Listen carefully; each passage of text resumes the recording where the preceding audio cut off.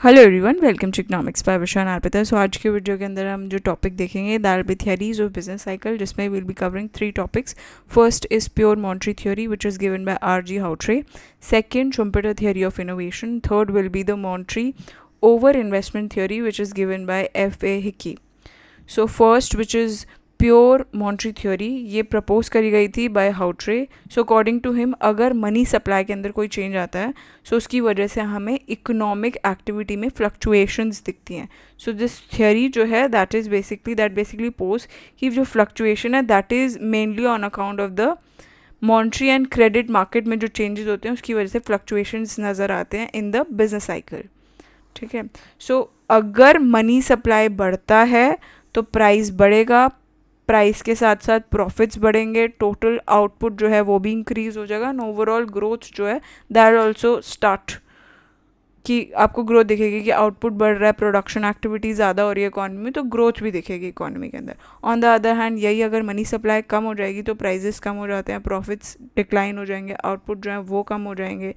जैसे प्रोडक्शन जो है, बिकॉज प्रोडक्शन आउटपुट कम होगा तो प्रोडक्शन एक्टिविटी कम हो जाएगी, सो स्लगिशनेस दिखेगी. सो इकोनॉमी जो है वो डिप्रेशन फेज के अंदर मूव करने लगेगी.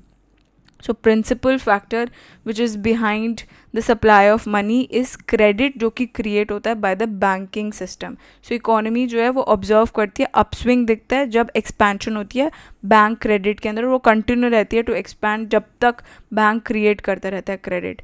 बट जो बैंक है वो एक्सपैंड करेगा क्रेडिट फैसिलिटी, क्योंकि जो सिचुएशन है वो इस तरीके की कि जब अगर बैंक्स को देखेगा कि प्रॉफिटेबल है क्रेडिट को ऑफर करना at a relatively lower interest rate, तो वो ऑफर करेंगे, जिसकी वजह से प्रोड्यूसर्स जो है उनको दिखेगा कि कम इंटरेस्ट रेट पे मिल रहा है तो वो ज़्यादा लेंगे क्रेडिट को, लोन ज़्यादा लेंगे, तो प्रोडक्टिव एक्टिविटी जो है वो ज़्यादा हो जाएगी, जिसकी वजह से it will benefit both the sides, banking sector as well as जो लोग क्रेडिट ले रहे हैं for increasing the production. As a result growth दिखेगी इकोनॉमी के अंदर. सो आफ्टर अ पॉइंट अगर बैंक रिस्ट्रेन भी कर सकती है इसको, जो क्रेडिट एक्सपेंशन है उसको रिस्ट्रेन भी कर सकती है, because that depends on cash and reserve कितना है. अगर कैश और रिजर्व जो है वो डिप्लीट हो रहा है due to increase in loan and advances, तो हमें दिखेगा कि रिस्ट्रेन दिखेगा, क्रेडिट एक्सपेंशन इतना ज़्यादा नहीं होगा. ठीक है. सो दैट इज़ क्यों होगा, बिकॉज विड्रॉल हो रहा है डिपॉजिट का एट अ क्विकर रेट, लोग ज़्यादा बैंकिंग सिस्टम में विश्वास नहीं कर रहे, वो विड्रॉल कर रहे हैं, सो इनफ्लो हो जाएगा, इनफ्लो जो डिपॉजिट्स का है वो भी रिड्यूस हो जाएगा. सो अगर ऐसा कॉन्ट्रैक्शन होगा क्रेडिट का, बिजनेसमैन जो है वो ज़्यादा क्रेडिट लेंगे नहीं, लोन लेंगे नहीं for further business activities, as a result expansion जो है वो होगी नहीं. सो स्लगिशनेस, डाउन स्विंग दिखेगा ग्रोथ के अंदर भी.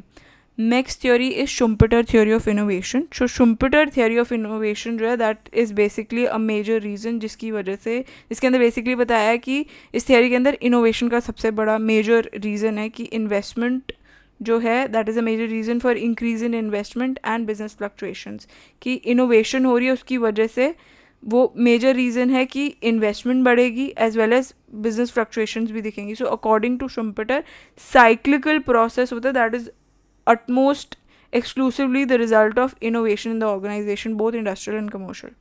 ठीक है. सो बाय इनोवेशन इसका मतलब ये है, शुम्पिटर का मतलब था कि चेंजेस जो हैं that is change in the method of production, transportation, production of new product जो है वो नया बन रहा है, चेंज हो रहा है इंडस्ट्रियल ऑर्गेनाइजेशन के अंदर, ओपन अप हो रही है new markets etcetera. So innovation का मतलब यहाँ पे इन्वेंशन नहीं है, it basically refers to the commercial application हो रही है, नई technology, new material, new methods and new sources of energy का. ठीक है. Next the theory that will be talking about is monetary over investment theory which is given by F.A. Hayek.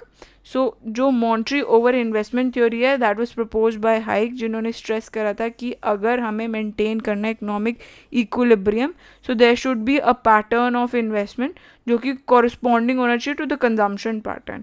So monetary over investment theory जो है that is basically pose imbalance भी हो सकता है between actual और desired investment. तो वो कब होगा, जब एक्चुअल इन्वेस्टमेंट जो है वो ज़्यादा होगी डिज़ायर्ड इन्वेस्टमेंट से. सो जो इक्विलिब्रियम है वो ब्रेक हो जाएगा and there be fluctuation in the economic activities.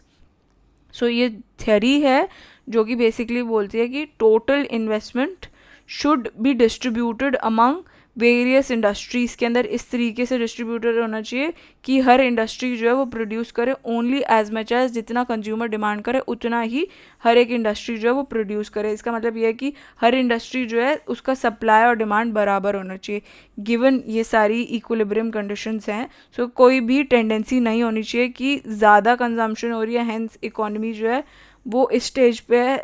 ऐसा कोई टेंडेंसी नहीं होनी चाहिए कि कंजम्पशन ज़्यादा है जिसकी वजह से इकोनॉमी जो है रिमेन करती है at the state of stable equilibrium. ऐसी सिचुएशन ऐसी दे विल बी, अगर इक्विलिब्रियम होता है तो ऐसी टेंडेंसी नहीं होगी कि जहाँ पे स्टेबल इक्विलिब्रियम पे नहीं पहुँच पा रहे हैं, ऐसा कुछ नहीं होगा अगर इक्विलिब्रियम कंडीशन है तो. बट अगर इक्विलिब्रियम नहीं है तो स्टेबल स्टेट ऑफ इकोनॉमी हमें दिखेगा नहीं. ठीक है. सो इक्विलिब्रियम, अगर इकोनॉमिक इक्विलिब्रियम में स्टेबिलिटी जो है वो अगर डिस्टर्ब होती है तो हमें वो किस लिए होती है, दैट इज़ बिकॉज चेंज रहे होंगे इन द मनी सप्लाई के अंदर कोई चेंज होगा या सेविंग या इन्वेस्टमेंट रिलेशन के बीच में कुछ चेंजेस या डिस्टर्बेंसेस रहती है जिसकी वजह से स्टेबिलिटी जो है या इकोनॉमिक इक्विलिब्रियम जो है वो डिस्टर्ब हो जाता है. सो सेविंग इन्वेस्टमेंट रिलेशन जो है वो चेंज हो सकता है due to basically increase in investment की वजह से सेविंग इन्वेस्टमेंट का रिलेशन चेंज हो सकता है without corresponding increase in the voluntary saving. So investment जो है वो इंक्रीज होने के कई सारे रीजंस हैं, जैसे इंटरेस्ट रेट गिर गया. जब इंटरेस्ट रेट गिरेगा तो बिजनेसमैन को कम इंटरेस्ट रेट पे लोन मिलेगा तो वो ज़्यादा लोन लेके अपनी इकोनॉमिक एक्टिविटीज़ को बढ़ाएंगे.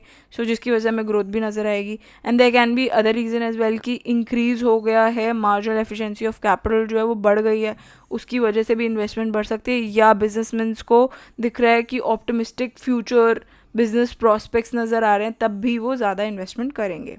ठीक है. बट हाउएवर अगर अनविलिंगनेस है या इनएबिलिटी है बैंकर्स की वो एक्सटेंड नहीं कर रहे credit, so there can be कि कंपेटिटिव डिमांड है उसी फंड की कोई और कैपिटल गुड इंडस्ट्री के अंदर, so that can also lead to financial crisis. I hope आपको अच्छे से दोनों नहीं 3 topics that we started you must have got that. So yeah, thanks for watching. Bye bye.